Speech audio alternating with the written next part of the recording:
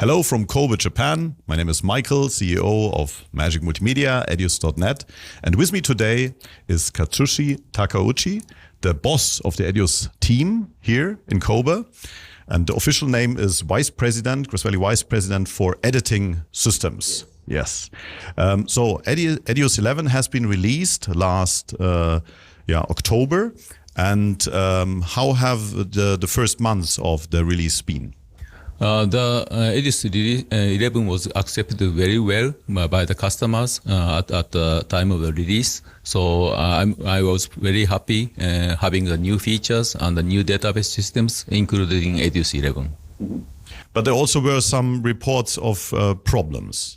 Yes, I understand the problems for the feature sets and also the bugs and including the performance issues. So our team is getting the support report from the our support team and also including MMM. It really helps us for the bug report. So our team, engineering team, is actively working on those issues, taking them, all of them seriously, and fixing many of the problems in the releases. For every 3 weeks, we are releasing the new versions. Yeah. So EDIUS is getting much better than before.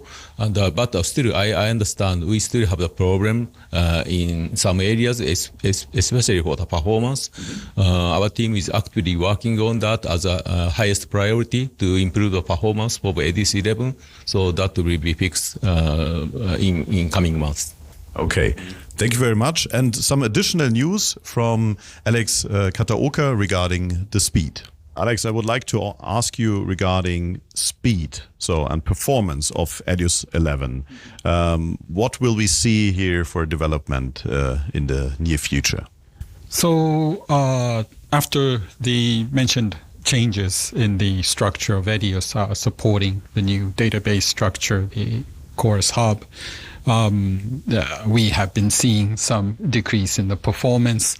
So right now we're moving on to fix the issues, trying to get back to the speed performance where we used to be, but with still sustaining the new architecture and moving on to support new functionalities that can be provided with the new platform. So you say that basically you needed to go this step to the database structure, and the first step was like to have the database and everything running, and now it's the time to bring back the full speed, which we also could see that in EDIUS 11.10 there is already this GPU decoding, this acceleration for NVIDIA hardware integrated, which gives definite massive additional speed and performance plus. But we will see that also like in operation in EDIUS. Yes, that's correct. So with the new architecture, that gives us a much broader possibility to integrate better with other partner applications and also with other like cloud AI engines and things like that, that would allow more broader workflow to the end customer. So while we provide that new capabilities, those new capabilities, we also would like to provide the better, performance on the individual editing workflows. And when it comes to this new structure with the database, you also changed something with the kind how the windows are integrated in EDIUS 11. What can you tell us about that? Yes, a lot of the new components like the bin, the job list, the job list, also the new Mink bin, they're all designed using HTML5. So you might see some functions like being able to stretch the images using the mouse wheel and sorts, but that's sort of the benefit of using it. But the reason we implemented the new UI using HTML5 was to also show to our partners, show to people who are trying to integrate functions into EDIUS that they can write those features using HTML5 and integrate it easily with EDIUS. Yeah. In fact, that's also something we did. Our EDIUS.NET team tried it ourselves and made a HTML5 window with additional functions. So we hope also to bring some additional tools in the new feature to EDIUS 11.